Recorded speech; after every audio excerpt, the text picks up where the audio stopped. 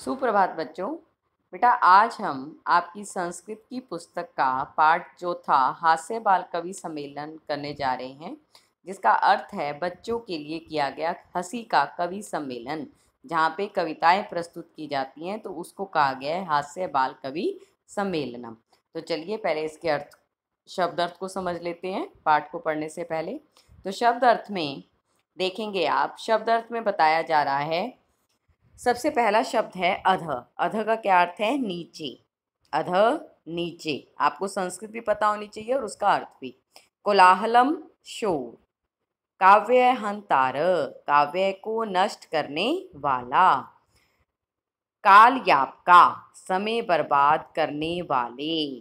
धुरंधरा, अग्रणी श्रेष्ठ। एही आए आइए। करतल ध्वनिना, तालियों से।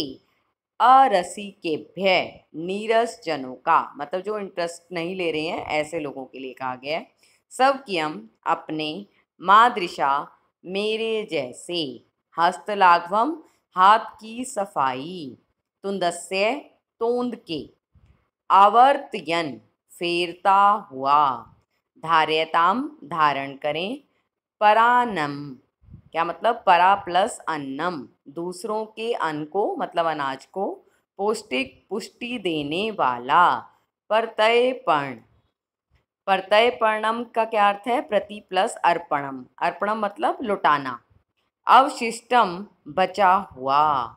शेष, उत्प्रेरित, प्रेरित होकर। श्राव्यति, सुनाता है। भोज्य लोलुपम, खाने का लोभी। तो देखिए अब इस चैप्टर की हिंदी को पढ़ते हैं और आपको समझाते हैं कि किस तरह से इस चैप्टर को समझेंगे आप लोग। जरा ध्यान दें सभी बच्चे। First page. विविध वेशभूषधारिण चत्वारः बालकवै मंचस्य उपरि उपविष्टा सन्ति। अधः श्रोतार हास्य कविता श्रवणाय उत्सुका सन्ति, कोलाहलं च कुर्वन्ति। विविध मतलब अनेक तरह की वेशभूषा यानी कि पहनावे को धारण किए हुए 4 बच्चे मंच के ऊपर बैठे हुए थे। देखो बेटा, जैसे आप देख ही रहे हो, तस्वीर में भी दिखाई दे रहा है कि किस तरह से 4 बच्चे मंच पर बैठे हुए दिखाई दे रहे हैं। अधः श्रोतार हास्यक कविता श्रवणाय उत्सुका सन्ति, कोलाहलम च कुर्वन्ति। अधः नीचे। श्रोतारय मतलब श्रोतागण यानी कि सुनने वाले लोग। हास्य कविता श्रवणाय, हंसी की कविताएं सुनने के लिए। उत्सुका सन्ति, उत्सुक हैं। च और, कोलाहलम मतलब शोर। कुर्वन्ति करते हैं। संचालक, संचालक कौन होता है? जो मंच का संचालक कर रहा है, जो मंच को संभाल रहा है। जो यहाँ पे आपको दिखाई भी दे रहे हैं कि खड़े हैं स्पीकर, जो लाउड स्पीकर के आगे खड़े हैं, ये संचालक हैं। अलम कोलाहलेन, क्या आदेश दे रहे हैं कि शोर ना करें। अधः परम हर्षस्य अवसर, आज खुशी के अवसर पर। यत अस्मिन् कवि सम्मेलने, इस कवि सम्मेलन में। काव्य हंतार, काव्य को नष्ट करने वाले। काल यापकश्च, और समय को गंवाने वाले।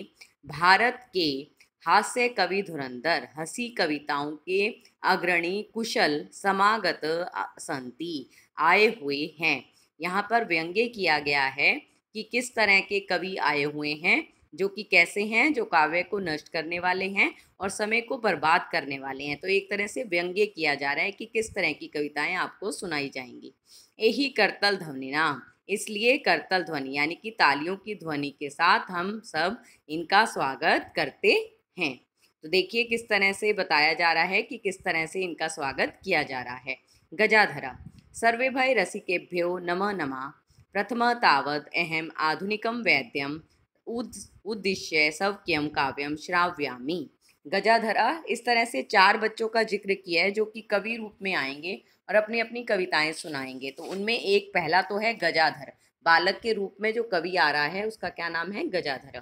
क्या कहते हैं? सर्वे भय रसिकेभ्यो नमो नमः, कविता की हंसी उड़ाने वाले जो बैठे हुए हैं उन सबको मेरा नमस्कार है। सर्वे भय अरसिकेभ्यो, अरसिकेभ्यो होता है नीरस जनों के लिए, जो कि कविता में किसी तरह का रस नहीं लेते। तो जो कविता की हंसी उड़ाते हैं ऐसे सभी लोगों को मेरा नमस्कार है।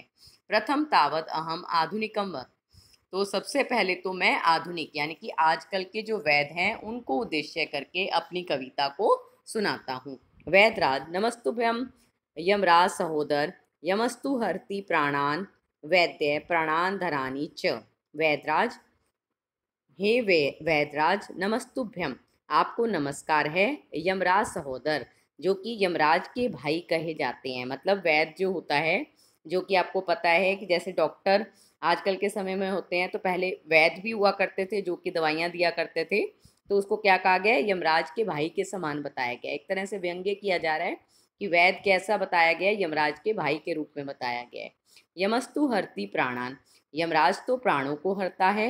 वैद प्राणान धनानी च, और वैद प्राणों और धन दोनों को हर लेता है। तो इस तरह से व्यंग्य किया गया है कि जो वैदराज है उसको बताया गया है कि यमराज के भाई के समान है। नेक्स्ट देखिए, सर्वे उच्चे हसंती, सभी जोर से हंसते हैं। कालांतक, अरे वैदास्तु सर्वत्र परंतु नाते मादृशा कुशा जल संख्या निवारणे ममापि काव्यमिदम श्रुवन्तु भवंत। अरे, कालांतका नाम का एक बाल कवि डॉक्टर के रूप में आता है और वो क्या बताता है? वेदास्तु सर्वत्र, अरे वैद तो सब जगह, सर्वत्र मतलब सर्वत्र सब जगह है, परंतु नाते मादृशा, परंतु मेरे समान जनसंख्या का निवारण करने वाला, यानी कि जनसंख्या को कम करने में कुशल कोई भी नहीं। एक तरह से क्या कर रहा है बेटा? अपनी खूबी बता रहा है और एक तरह से व्यंग्य कर रहा है कि मैं क्या करता हूँ, लोगों को मारकर जनसंख्या को कम करता हूँ। ममापि काव्यम इदम शृणंतु भवंत, मेरे भी काव्य को जो है यहाँ पर इस प्रकार सुना जाए। तो भवंत है, आप सब सुने। चिताम प्रज्वलिता दृष्टवा, इस जलती हुई, मतलब किसी व्यक्ति की चिता जल रही है, यानी कि समझ रहे हो बेटा, किसी व्यक्ति की मृत्यु हो गई है और उसको जलाया जा रहा है। तो उस जलती हुई चिता को देखकर वैद्यो विस्मय आगता, वैद्य भी आश्चर्य में जो है आ गया है। आगता मतलब आश्चर्य में पड़ गया है। ना हम गतो ना मैं भ्राता, ना तो मैं गया इसके पास, ना ही मेरा भाई। मतलब कि जो कालांतका नाम का डॉक्टर है वो परेशान हो गया है, वो हैरान हो गया है कि ना तो मैं इसके पास गया, ना मेरा भ्राता। भ्राता कौन? यमराज। तो कस्यदम हस्त लाघव, तो यह किसके हाथ की सफाई है? मतलब ये जो व्यक्ति मर गया है तो वो किसके कारण मारा गया है?